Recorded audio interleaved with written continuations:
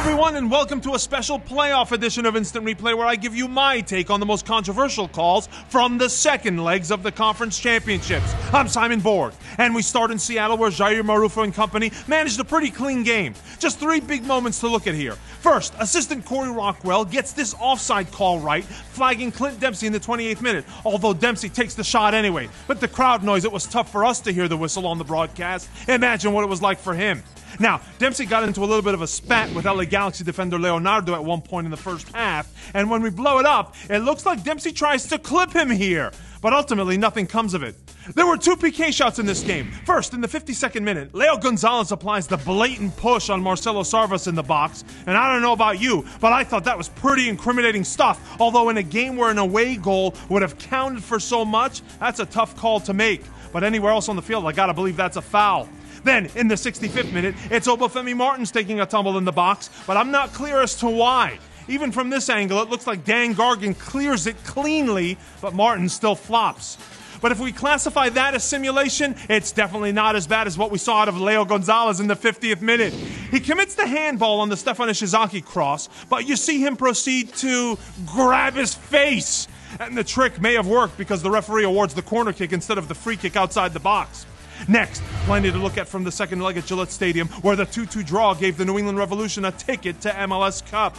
Charlie Davies got both of the Revs' goals, but was the first one a handball? Although it was clearly unintentional, it sure looks like a handball to me, but that's virtually impossible for a referee to spot.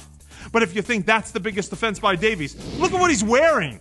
I might be wrong, but if that's a snood, they've been outlawed by FIFA since 2011.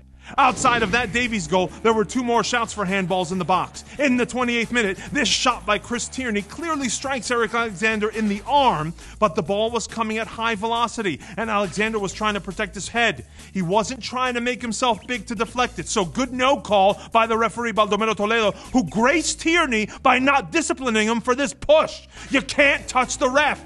Fast forward to the 36th minute, and I thought Toledo did well once again to look away on a Jermaine Jones handball in the box.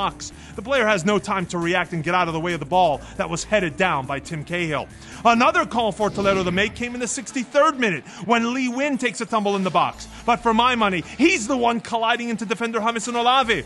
I agree with Toledo not blowing the whistle there, but before we move on from this play, does Jamison Olave go in for a gratuitous stomp on Win?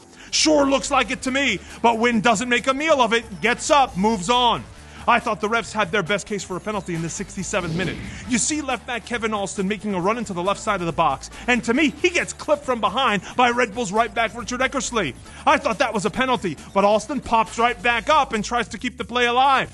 Red Bulls fans probably had their hearts in their throats in the 89th minute when Thierry Henry hit the deck after this collision with goalkeeper Bobby Shuttleworth. But no PK was the right decision by Toledo. It's essentially a 50-50 ball, and Shuttleworth simply beats Henry to it.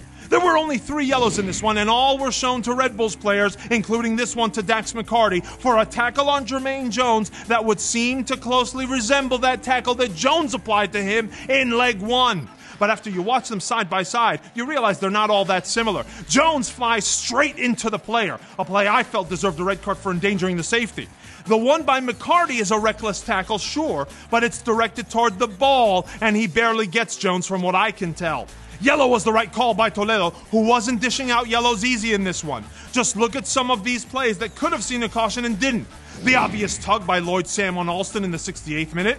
The Davies celebration where he jumps over the perimeter field boards, which we've seen punished with a yellow in the past. And then the shot that Davies takes well after he signaled for offside in the 79th minute. Listen to it for yourself here. The flag was up for offside. Ibrahim Sagaya on what looked like a harmless long ball miscontrolled it. By the way, that's a great offside call by senior assistant Frank Anderson. His twin brother, Ian Anderson, was manning the other line, and he also had a perfect game, flagging Teal Bunbury here in the 18th minute and Pegulu Yindala in the 87th.